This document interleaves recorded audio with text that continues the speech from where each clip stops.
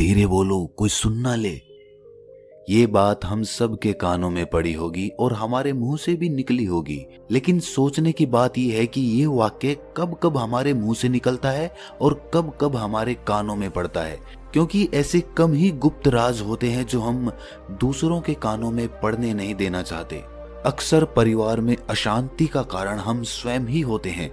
हम इस बात को देख पाए भले ना देख पाए, पर ये असल सत्य है, क्योंकि जाने अनजाने मूर्खतावश हम खुद ही अपनी वो बातें दूसरों को बता देते हैं जो हमें कभी नहीं बतानी चाहिए। और वही बातें जो जाने अनजाने हमने किसी दूसरे के सामने बता दी थी, वही हमारे दुख का कारण बन जाता है, वही हमारे झगड़े का कारण बन जाता है। और फिर बाद में हमें पछतावा होता है कि मुझे ये बात किसी को बतानी नहीं चाहिए थी, मेरी ही गलती हुई कि मैंने जाने अनजाने ये बात सभी को बता दी। इसीलिए आज की जो बौद्ध कहानी मैं आपको सुनाने वाला हूं, उसे सुनने के बाद आपको 7 ऐसी बातें पता चलेंगी जो आपको कभी किसी को नहीं बतानी। ये जो 7 बातें हैं जो आपको किसी को नहीं बतानी, क्यों नहीं बतानी, इसके पीछे का तर्क भी मैं आपको दूंगा। और इन 7 बातों के अलावा अगर आपको लगता है कि कोई बात ऐसी है जो मुझसे छूट गई या मैं नहीं बता पाया, तो कमेंट सेक्शन में जरूर बताना। इससे पहले कि आप इस बौद्ध कहानी में खो जाएं, इस चैनल को सब्सक्राइब जरूर कर लें। तो चलिए कहानी शुरू करते हैं। एक समय की बात है, एक नगर में रिंकू नाम का एक युवक रहता था। वो युवक बहुत गरीब था, कुछ पैसा नहीं था उसके पास। 2 वक्त की दाल रोटी भी बड़ी मुश्किल से उसको नसीब होती थी। किसी काम की तलाश में दिन रात खोज करने पर भी उसे कोई काम नहीं मिल रहा था। फिर एक दिन उसने अपनी पत्नी के सामने अपनी सारी समस्या बता दी। उसने अपनी पत्नी को कहा कि मैं जिस जगह भी काम मांगने के लिए जाता हूँ तो हर कोई मुझे ये कहकर काम नहीं देता कि हमारे यहाँ काम की जरूरत नहीं है। मैं काम की तलाश कर करके थक चुका हूँ। मुझे समझ नहीं आता कि मैं तुम लोगों का पेट कैसे भरूंगा, अपने बच्चों को कैसे पालूंगा, और ये चिंता मुझे दिन रात खाए जा रही है। ये सुनकर उसकी पत्नी ने कुछ सोचकर कहा कि तुम एक आदमी के पास एक बार ही काम मांगने के लिए जाते हो, और जब वो काम नहीं देता तो तुम दोबारा उसके पास जाते तक नहीं हो। अगर तुम्हें उनसे काम लेना है तो तुम्हें हमदर्दी जतानी होगी, तुम्हें उनसे हमदर्दी हासिल करनी होगी, अपनी गरीबी दिखानी होगी, ताकि वो लोग तुम्हारी मजबूरी समझकर तुम्हें काम पर रख लें। इसीलिए शर्म मत करो, उन्हें अपनी मजबूरी बताओ, अपनी गरीबी बताओ, और इसी उपाय से तुम काम पा सकते हो। ये बात रिंकू के मस्तिष्क में बैठ गई और अगले दिन काम मांगने के लिए वो उसी सेठ के पास जा पहुंचा जहां पर वो पिछले दिन काम मांगने के लिए गया था। लेकिन इस बार उसने हाथ जोड़कर उस सेठ से प्रार्थना की, उससे विनती की कि वो बहुत गरीब है और उसे काम की बहुत आवश्यकता है। वो जो कुछ भी उसे देंगे वो उसमें संतुष्ट हो जाएगा, पर कृपया करके मुझे अपने यहाँ काम पर रख ले। उसकी ये हालत देखकर उस सेठ ने उसे अपने यहाँ काम पर रख लिया। वो रोज वहां पर काम पर जाने लगा। अंदर ही अंदर वो खुश तो था कि उसे काम तो मिला, लेकिन उसे वेतन दूसरे लोगों से कम मिलता था। वही काम जो दूसरे लोग कर रहे थे उन्हें ज्यादा वेतन मिल रहा था और इसे कम वेतन मिल रहा था। जब इस बारे में उसने अपने सेठ से कहा तो सेठ ने कहा कि देखो भाई, तुम्हें काम की जरूरत थी, मैंने तुम्हें काम दिया, मेरा धन्यवाद करने की बजाय तुम मुझसे शिकायत कर रहे हो, ये कैसी भलमनसाहत है। ये सुनकर रिंकू वहीं पर चुप हो गया। बात कहीं ना कहीं सत्य थी, सच थी। सेठ ने तो उसे उसकी मजबूरी के हिसाब से ही काम दिया था और इसीलिए वो उसे अपने अनुसार ही वेतन देता था। लेकिन धीरे धीरे उसने ये बात अपने सगे संबंधियों और अपने दोस्तों को भी बताना शुरू कर दी कि उसका सेठ कैसा आदमी है और उसे कितना वेतन देता है। समय बीतता रहा और रिंकू पूरी लगन के साथ अपना काम करता रहा।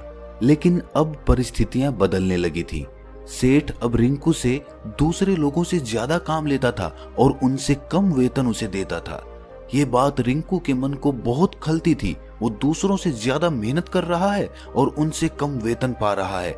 इससे उसके आत्मसम्मान को बहुत गहरी चोट पहुंची। अब धीरे धीरे उसका मन अपने काम से हटने लगा। उसका मन काम में लगता ही नहीं था। जाहिर सी बात है कि ऐसी जगह किसका मन लगेगा जहां आदमी को अपने आत्मसम्मान के साथ समझौता करना पड़े। इसीलिए जल्द ही उसने अपना काम छोड़ दिया और वो घर पर आकर खाली बैठ गया। अब उसके पास घर का खर्चा चलाने के लिए भी पैसे नहीं बचे थे। इसीलिए उसने अपने सगे संबंधियों और अपने दोस्तों से सहायता मांगनी शुरू की। लेकिन उसके दोस्त उसके सामने तो उसे दया का पात्र समझते थे, उसे दिलासा देते थे, लेकिन पीछे से उसका मजाक उड़ाते थे। वो कहते कि कितना बेवकूफ है, सेठ ने इतना काम लिया और बेचारे को पैसे भी नहीं दिए। अरे हम इसको पैसे दे दें तो ये कल हमारा भी पैसा वापस कर पाएगा? इसकी ऐसी हालत है, काम तो इसके पास कुछ है नहीं, पैसा कहां से लाके देगा? और इसी वजह से रिंकू की हालत दिन ब दिन खराब होती जा रही थी। अब वो दिन रात तनाव में रहने लगा था। वही दोस्त, वही सगे संबंधी जो उसके अपने होने का दिखावा करते थे, वो उसे दया का पात्र समझ रहे थे। उन्हें उसके ऊपर तरस आ रहा था। सब लोग आकर उसे ज्ञान तो बहुत देते थे, लेकिन कोई सहायता नहीं करता था। और अक्सर ऐसा ही होता है, ज्ञान देने वाले तो बहुत मिल जाते हैं, लेकिन मदद करने वाले, उंगली पकड़कर, हाथ पकड़कर आगे चलाने वाले कितने लोग मिलते हैं। एक दिन उसे पता चला कि पड़ोस के गांव में एक बौद्ध भिक्षु आया हुआ है जो बहुत ही ज्ञानी है। रिंकू इतना तनाव में था कि उसे कोई रास्ता नजर ही नहीं आ रहा था। इसीलिए जाने अनजाने वो उस बौद्ध भिक्षु के पास पहुंच जाता है। वहां पहुंचकर वो सीधे उनके पैरों में गिरकर रोने लग जाता है। वो रोते रोते उन्हें अपनी सारी परिस्थिति बताता है। उसे बताता है कि किस तरह उसके सेठ ने उसका फायदा उठाया और उसके सगे संबंधी उसके साथ कैसा व्यवहार रखते हैं। सारी बातें सुनकर बौद्ध भिक्षु ने उसे चुप कराते हुए कहा कि भंते, ये सारी समस्याएं तुम्हारी बुद्धिहीनता, तुम्हारी मूर्खता के कारण उत्पन्न हुई है। अगर तुम्हारे अंदर विवेक होता तो इनमें से एक भी समस्या तुम्हारे चित्त को दुखी नहीं कर सकती थी, लेकिन तुमने अपने अविवेक के कारण, अपनी मूर्खता के कारण खुद ही अपने रास्ते में कांटे बिछा दिए। आज मैं तुम्हें 7 बातें बता रहा हूं जो भूलकर भी किसी को मत बताना, और इन बातों का अनुसरण करते हुए तुम बाहर से मिलने वाले दुखों को तो दूर कर ही सकते हो जो बेवजह दुनिया की वजह से तुम्हारे अंदर पनपते हैं। पहली बात जो किसी को नहीं बतानी चाहिए वो है अपनी मजबूरी। अपनी मजबूरी का दिखावा करके, दूसरों का दया पात्र बनके उनकी सहायता लेने की गलती कभी मत करना। हो सकता है कि आज वो तुम्हारी मजबूरी देखकर तुम्हारी सहायता करते, लेकिन कल वो तुम्हारा फायदा उठाने से भी नहीं चूकेगा, और अगर फायदा भी नहीं उठाया तो दूसरों के सामने तुम्हारा मजाक बनाने में वो आदमी कभी नहीं चूकेगा। इसीलिए कभी भी अपनी मजबूरी का दिखावा मत करो। अगर घर में 2 रोटी है, सूखी रोटी है, तो वही खाकर सो जाओ, लेकिन दूसरों को इसके बारे में भनक तक नहीं लगनी चाहिए।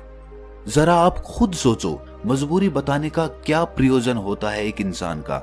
या तो वो दूसरों से सहानुभूति हासिल करना चाहता है या उनसे कोई आर्थिक मदद चाहता है। लेकिन अगर दोनों ही परिस्थितियां आप देखें तो दूसरा आदमी आपका फायदा उठाने से नहीं चूकेगा, और अगर वो फायदा नहीं भी उठाएगा तो अपनी नजर में तो वो आपको मूर्ख ही समझेगा, बेवकूफ समझेगा, और दूसरों के सामने आपका मजाक तो जरूर बनाएगा। इसीलिए अपनी मजबूरी के बारे में कभी किसी को मत बताना। दूसरी बात जो किसी को भी नहीं बतानी चाहिए वो है अपनी अतीत की गलतियां और भविष्य की रणनीतियां। जरा सोचो कि अगर हम अपने अतीत की गलतियां किसी दूसरे को बताते हैं तो उसका क्या प्रभाव होगा। वो गलतियां ठीक तो नहीं की जा सकती, जाहिर है, तो उन्हें बताने का क्या प्रयोजन रह जाता है। आप अपने अंधेरे पक्ष को खुद दुनिया के सामने बता रहे हो, खुद अपनी गलतियां दूसरों के सामने बता रहे हो। इससे उस आदमी की नजर में आपका एक चरित्र गठित हो जाएगा और वो भविष्य में हमेशा आपको उसी नजरिए से देखेगा। इसीलिए किसी भी आदमी की नजर में अपना चरित्र गठित मत होने दो। और जरा सोचो कि आप व्यर्थ में ही अपने भविष्य की रणनीतियां दूसरों के सामने बता रहे हो। जो लोग आपके काम का हिस्सा ही नहीं हैं, उनके सामने अपनी भविष्य की रणनीतियां, अपनी डींगे हाँकने का क्या फायदा। वो लोग आपकी सहायता तो नहीं करेंगे, लेकिन आपकी भविष्य की रणनीतियों में बाधा जरूर बन सकते हैं। आप खुद अपने विवेक का इस्तेमाल करिए और सोचिए कि आपके साथ भी ऐसा हुआ है कि आपने अपनी भविष्य की रणनीति किसी को बताई हो और वो कामयाब ही ना हुई हो। जरूर हुआ होगा, जरा गौर से सोचिए। तीसरी बात जो किसी को नहीं बतानी चाहिए वो है अपने घर की बातें। जो भी हमारे घर के अंदर आपस में बातचीत होती है, हमारे माँ बाप के साथ, हमारी पत्नी के साथ, हमारे बच्चों के साथ, वो बातें परिवार तक ही सीमित रहनी चाहिए। अगर आप इन बातों का दूसरों के सामने ढिंढोरा पीटते हो तो दूसरों को आपके घर में घुसने का एक मौका मिल जाता है और वो इसका फायदा उठाने से कभी नहीं चूकेंगे। वो आपके परिवार के सदस्यों को आपसे दूर लेकर जाने की कोशिश करेंगे। अक्सर ऐसा होता है, हम समाज में देखते हैं कि हम अपने घर के झगड़ों को कम करने के लिए उन झगड़ों को अपने पड़ोसियों और दूसरे सगे संबंधियों को बता देते हैं, लेकिन इससे आपको सहायता कभी नहीं मिली होगी, बल्कि आपके घर के लड़ाई झगड़े और ज्यादा बढ़ गए होंगे और वो जाहिर है वो बढ़ेंगे।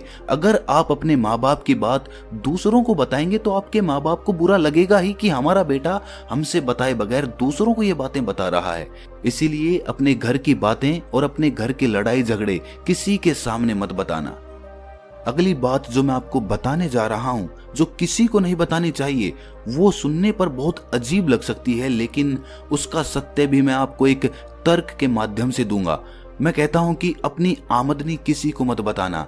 अब अपनी आमदनी ना बताने के पीछे क्या प्रयोजन हो सकता है?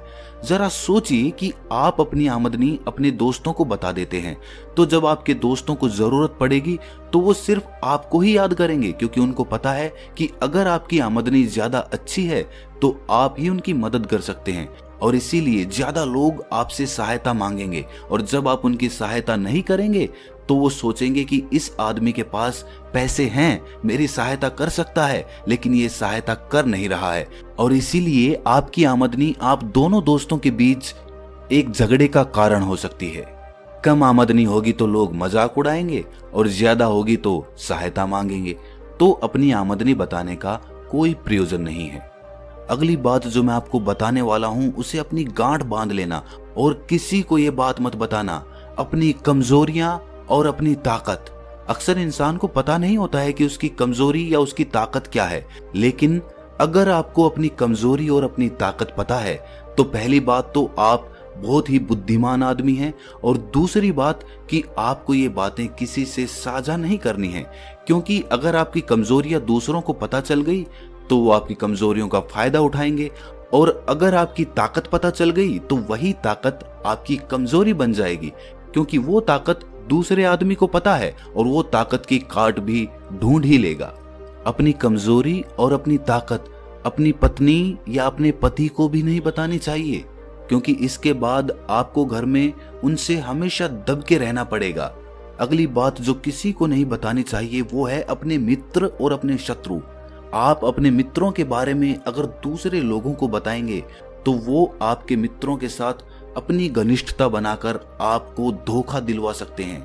आपके गहरे मित्रों को आपसे दूर करने का प्रयास कर सकते हैं।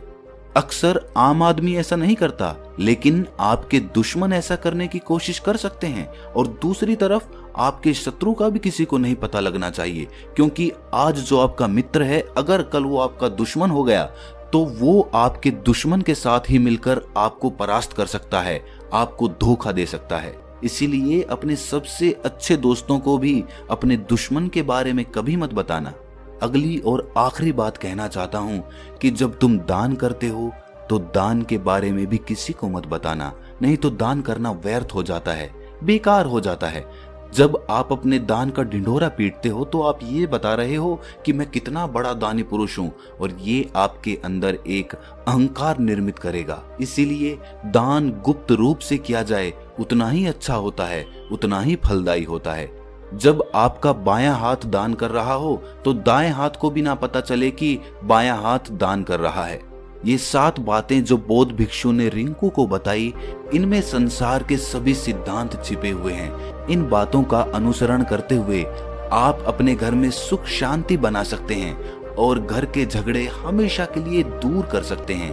आप इन बातों के बारे में अपने विवेक से भी सोचेंगे तो आपको ये बातें सच मालूम पड़ेंगी।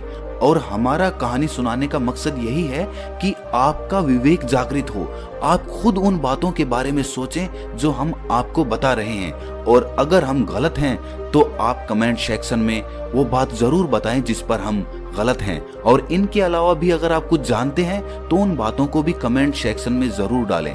तो तो दोस्तों कैसी लगी आपको ये कहानी कमेंट सेक्शन में जरूर बताना, और अच्छी लगी तो इस चैनल को सब्सक्राइब जरूर कर लेना।